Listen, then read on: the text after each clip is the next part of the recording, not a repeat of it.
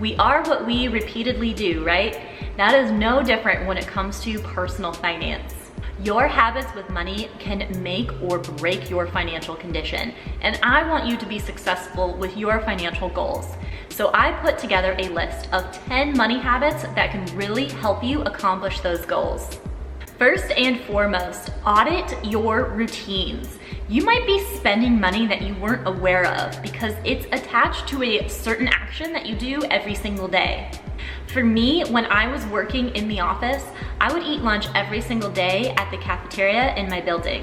$8 for lunch is really not that bad, but when you do it every single day, it adds up. And don't forget those mid-morning and afternoon runs to the vending machine, because those definitely add up too. Another routine to look at is what you do on the weekends. Have you noticed that when you hang out with a certain family member or friend, what you typically do? Are you always going out to eat at restaurants, or are you always going shopping as your activity together? Even if there isn't a specific purpose to going out to eat or going shopping, it's just part of your routine and what you always do with that person. Another one that I am guilty of is anytime there is a new event or something to do, I would go out and buy a new outfit for it. And that was a routine that definitely started costing me money. For number 2 on my list of money habits is to really look at the people that you surround yourself with. Are they always spending money or interested in keeping up with the Joneses and having the latest and greatest? Because this may not be the best influence on you and your financial goals. You are a combination of the 5 people in your life that you spend the most time with. Be sure that you choose them wisely and they are supporting you and encouraging you and inspiring you to do better.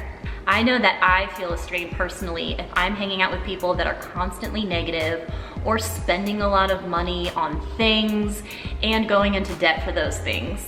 I would recommend seeking out people that are aspiring entrepreneurs, those interested in real estate investing, people interested in investing in the stock market and wanting to discuss these things rather than gossip and other people. It's all what you choose to expose yourself to. And honestly, the best move you can make is to subscribe to Champagne Sense.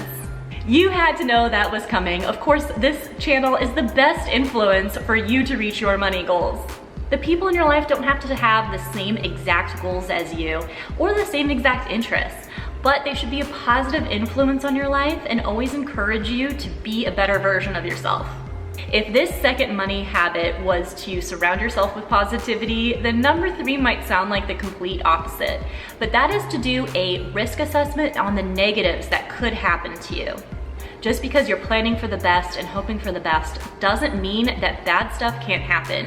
So you really need to do a risk assessment to see what you would do to react to that situation.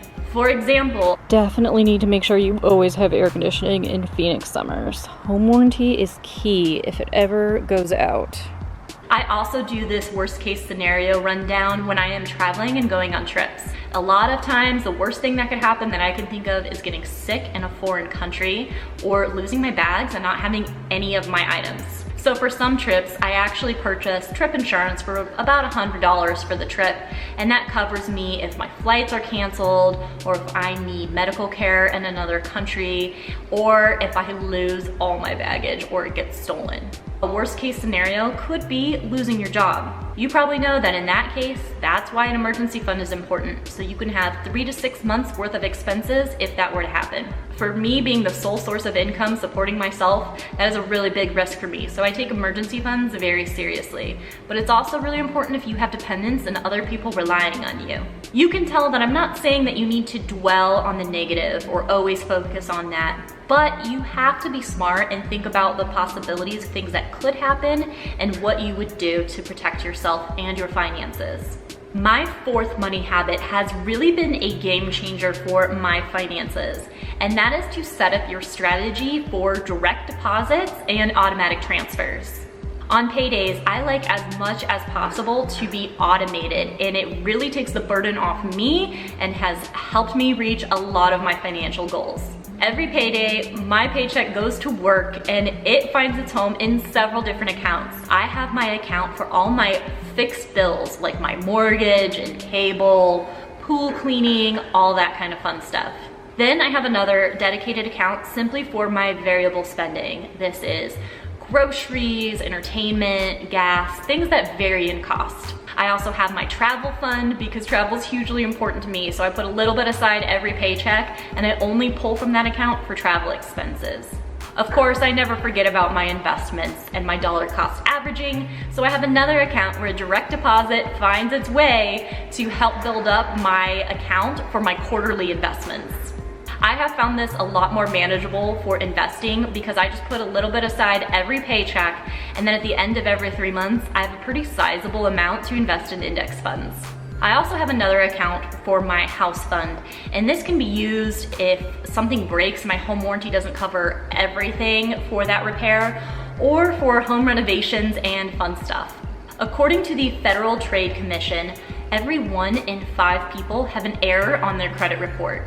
Obviously, this unknowingly could hurt your credit score and impact your future ability to borrow money.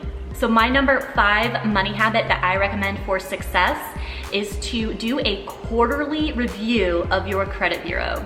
There are a ton of different services for this that are also free. You can look at your credit report and it doesn't hurt you or count as an inquiry. A lot of people think you can't review your credit report because it would count as an inquiry, and too many inquiries can hurt your score. But this simply isn't true.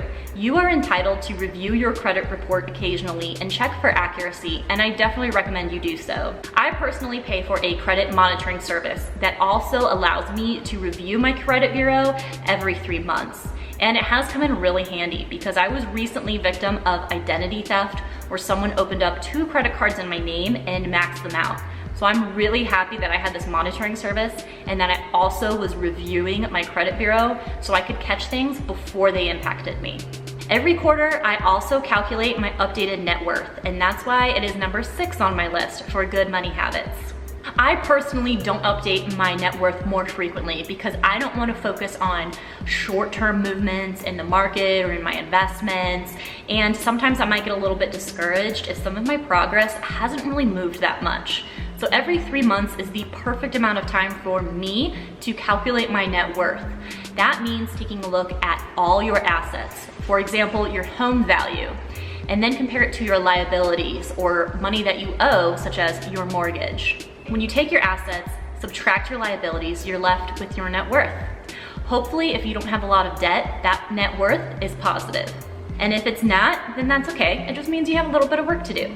But you need to track your progress because you need to know where you stand currently, where you're headed, and what kind of progress you're making. If you feel like you're doing a ton of work for your finances, but you're not moving in the direction that you want to go at the rate that you're thinking, then maybe you need to make some adjustments.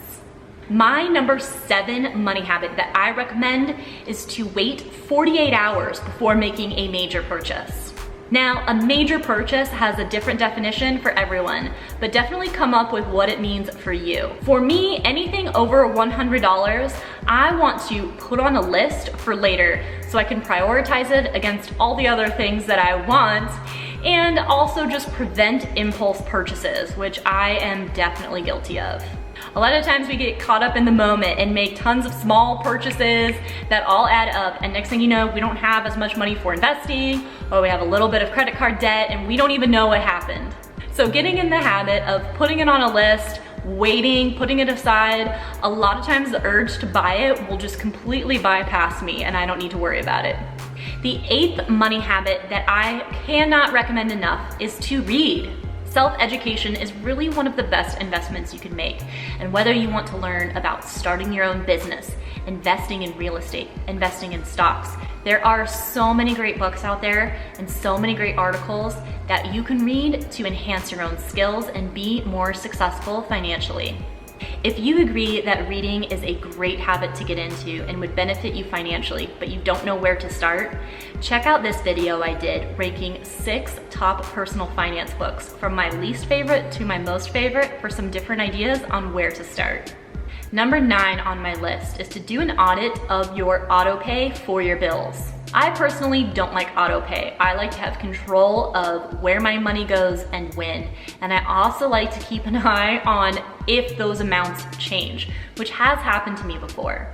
So if you do auto pay, I recommend you get in the habit of taking a look at your itemized bill to see the cost breakdown and really track the changes in what you're being charged. This also can include tracking your promotional savings, because those suckers expire and your bill goes up, and if you're not prepared for it, it can be a little bit of a shock. If you know the expiration is coming up, then you can call the company and negotiate to extend it or get on another promotion. But autopay can also be really good if you don't want to track due dates and you're worried about late fees. So autopay isn't necessarily bad, but a great money habit to get into is to still look at those statements.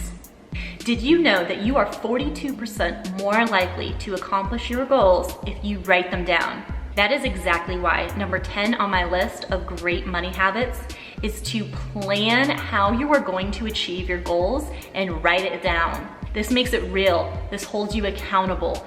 This makes your goals actionable, and it will help you be successful. This is true not only for your personal finances, but also any health goals you have. If you write down your workout plan and you plan what days you're going to do certain exercises, you're 42% more likely to meet your fitness goals.